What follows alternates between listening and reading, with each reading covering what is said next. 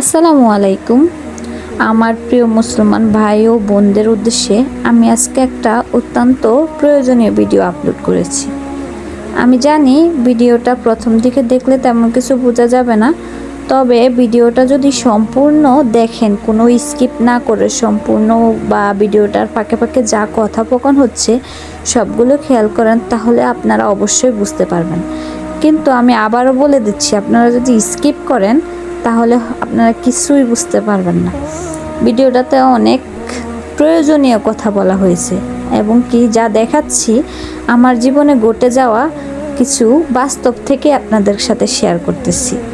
কারণ বাস্তব না হলেই আমরা কিছু বুঝতেই পারি না। আমাদের লাইফে যদি কিছু না ঘটে তাহলে আমরা কোনো জিনিস শিখি না। এই কারণেই আপনাদের সাথে এই ভিডিওটা আমার শিক্ষার থেকে আমি আপনাদের শিক্ষার উদ্দেশ্যে শেয়ার করলাম। সাদর কোন কিনার দেয় ফাইসুন, সামনে দে, বাড়ির সামনে দে না পিছে দে?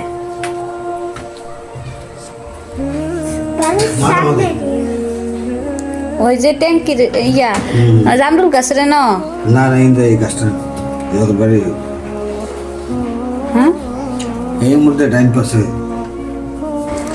হ্যাঁ, আমরা আমাদের বাসার ছাদে হচ্ছে ডান পাশে আমরা সবাই ছাদে গেছিলাম, তো বাতাস আসতেছে, তাই সেখানে গাছে ঝুলানো অবস্থায় এই তাবিজটা আমরা পাই।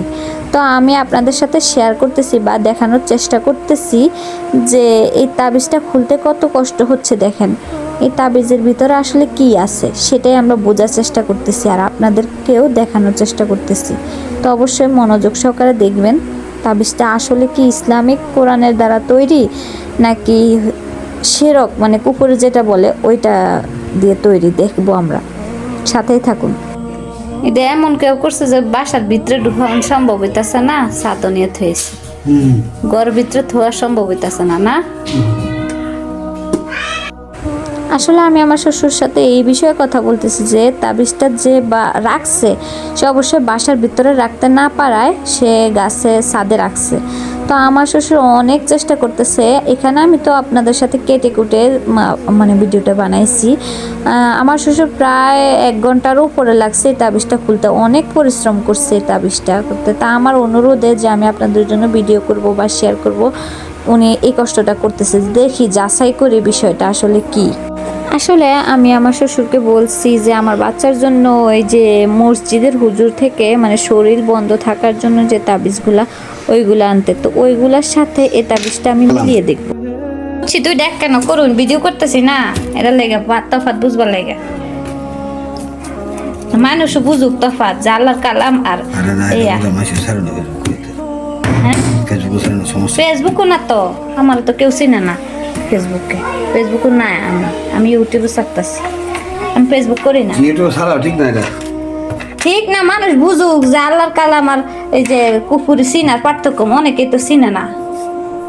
খালি তাবিজ লয়ে দৌড় পারে, কত মানুষ অন্ধ তাবিজের মধ্যে দৌড় পারে। তখন কোনটা তাবিজ অরিজিনাল আল্লাহ পাকের কালাম দিয়ে করে, কোনটা এই কুফুরি করে, এটা মানুষ অন্তত বুঝবো। তো এটুক দেখে মানুষ অনেকটা বুঝবো যে হ্যাঁ আল্লাহর কালামের কুফুরি কিরকম হইব আর কুফুরি কিরকম হইব।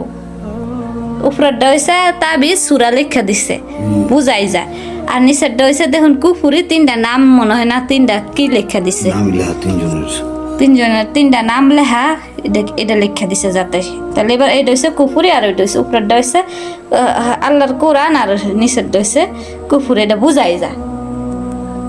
তো ফাইনালি দেখেন আমরা দুটোই একসাথ করেছি, একটা হচ্ছে আল্লাহর কোরআন আর এটা হচ্ছে কুফুরি। এটা আমি জুম করে দেখানোর চেষ্টা করতেছি। আসলে এই ভাষাগুলো তো আমি বুঝতেছি না, কেউ যদি বুঝে থাকেন তাহলে অবশ্যই আমাকে কমেন্টে জানাবেন। তো এটা হচ্ছে কুফুরি, মানে আমার ধারণা এটা হচ্ছে এইভাবেই হয়তো কুফুরিতে তাবিজ করে যারা কুফুরি করে থাকে। আর যেটা বাচ্চার গলার জন্য আনছিলাম হুজুর থেকে, ওইটা তো আমি আপনাদের দেখালামই, ওটা হচ্ছে আল্লাহর কোরআন। তো এটাই আমরা ছাদে পাইছি, আর ওটা হচ্ছে আমার বাচ্চার শরীর বন্ধের জন্য আনছিলাম। তো মিলিয়ে দেখানোর জন্য বা আপনাদের স্বার্থে বা আমার স্বার্থে যেটাই বলেন আনছিলাম।